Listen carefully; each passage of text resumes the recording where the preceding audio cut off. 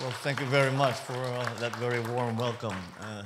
Thank you, Secretary Pascual, for your introduction.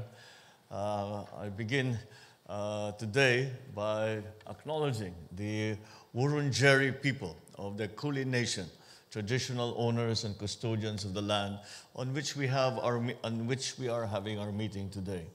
I pay my respects to their elders, past and present, and extend the respect to all Aboriginal and Torres Strait Islanders peoples today.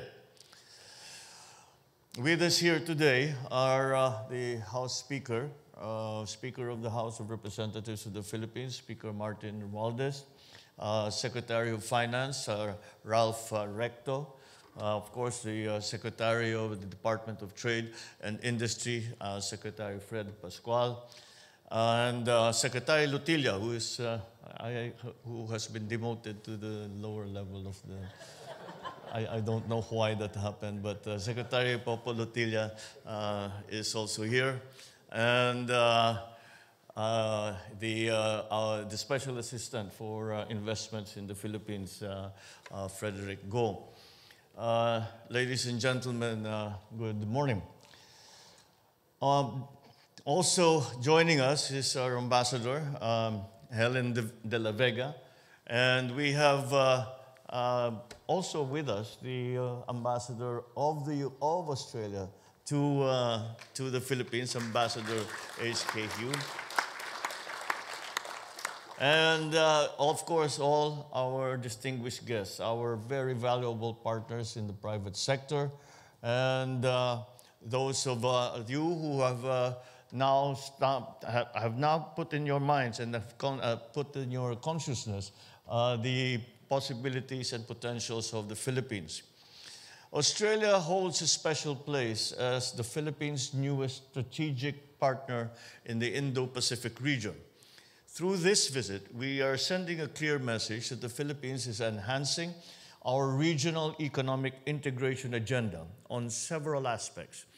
I have always had myself a personal fondness for this city, so it is a great opportunity to come back and visit, to be here at this forum with all of you. I am honored to stand before such a distinguished audience today. Your presence in this gathering speaks volumes about the importance of fostering robust business partnerships and collaborations between our nations. It not only underscores the significance of this forum, but also emphasizes the vitality of our economic and commercial ties. As such, I thank the business organizations who have been tirelessly working in fostering meaningful connections and facilitating practical and tangible business opportunities, providing insights, information exchange, and strategic engagements. Let me also extend my appreciation to the companies that are already partnering with us and making it happen in the Philippines for your plans and significant investments that directly contribute to our economic development. Some of you have shared your plans and commitment to the Philippines, and I'm grateful for your continued trust, confidence, and interest in our country. This assembly serves as a celebration of the robustness and resilience of the Philippine economy. We take pride in being an ideal destination for complementation in both manufacturing and services. Recent global challenges, especially those that were initially highlighted by the pandemic, have underscored the dangers of sole sourcing and concentrating that supply on a single country or a single source. The urgent need to diversify production locations and explore alternative materials to de-risk and minimize disruptions in supply chains has become self-evident.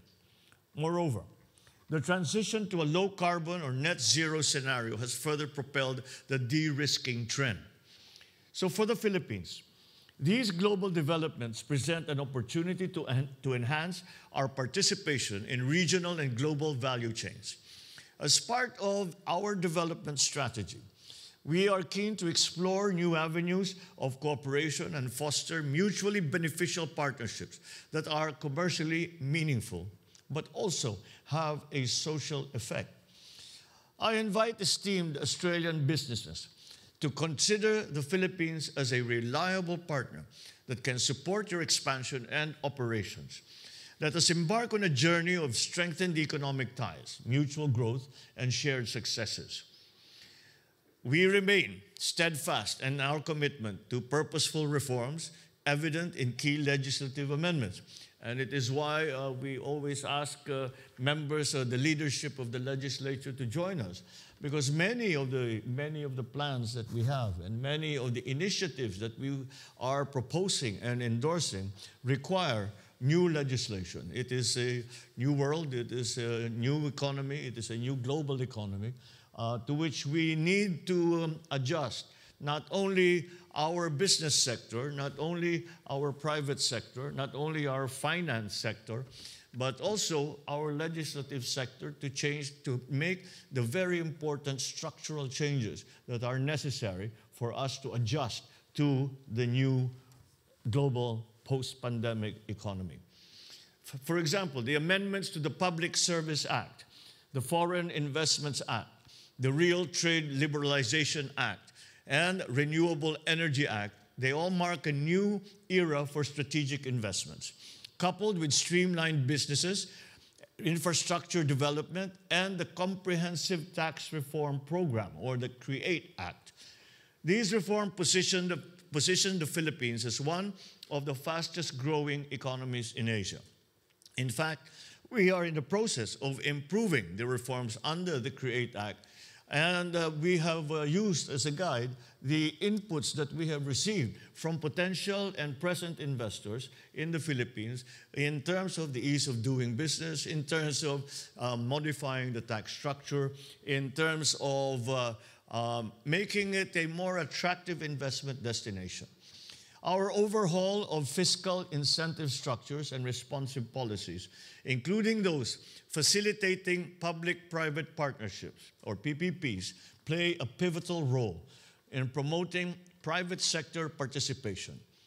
Furthermore, there is the establishment of the Maharlika Investment Fund, our sovereign wealth fund. And that underscores our dedication to financing priority projects and driving socio-economic impact. The key principle that we have adopted, the very fundamental principle that we have adopted, was to consider the private sector as partners in the development of and the transformation and development of our economy.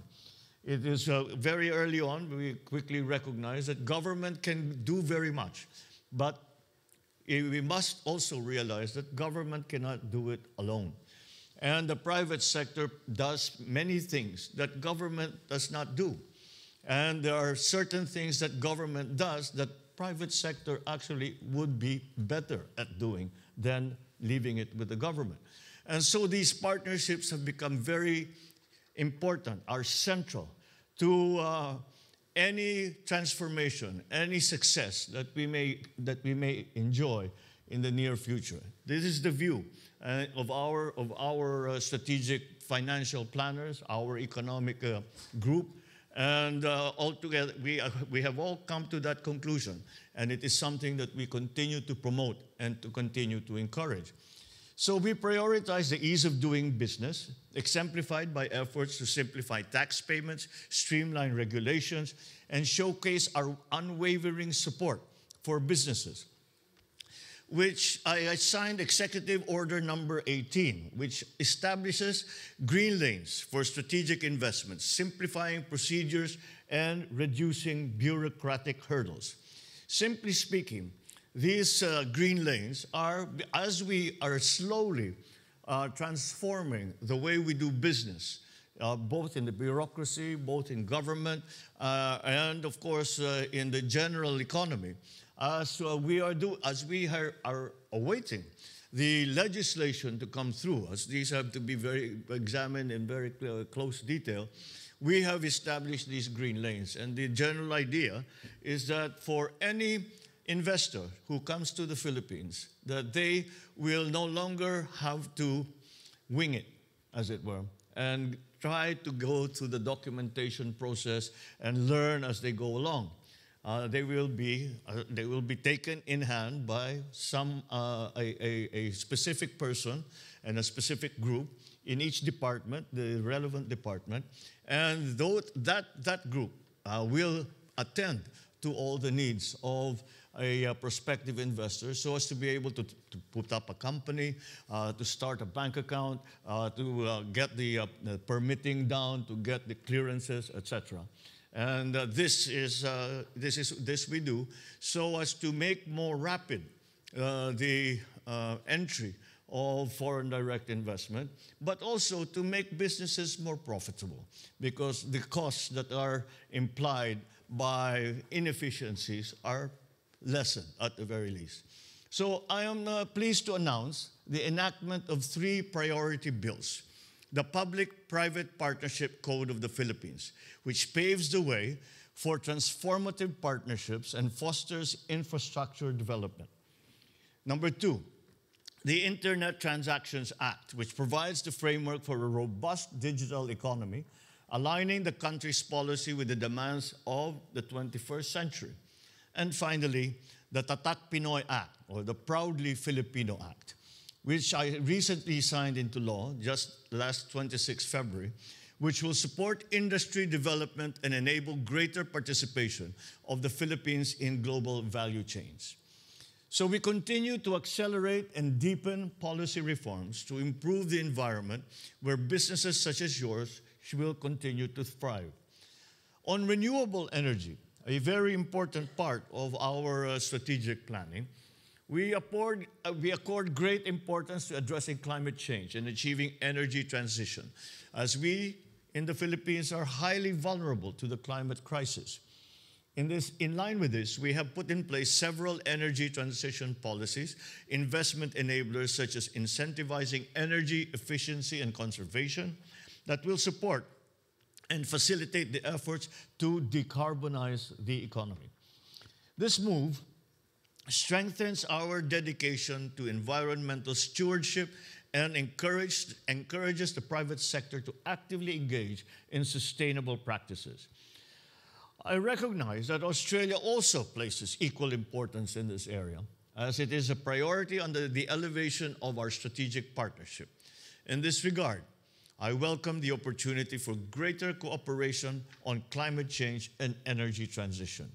I am glad to see that we have made a good start here today with the agreements that we have come to between our private sector partners. Aligned with our efforts on decarbonization, we are positioning ourselves as a regional hub for smart and sustainable manufacturing. To achieve this, we are at the forefront of attracting sustainability-driven strategic investments powered by renewable energy.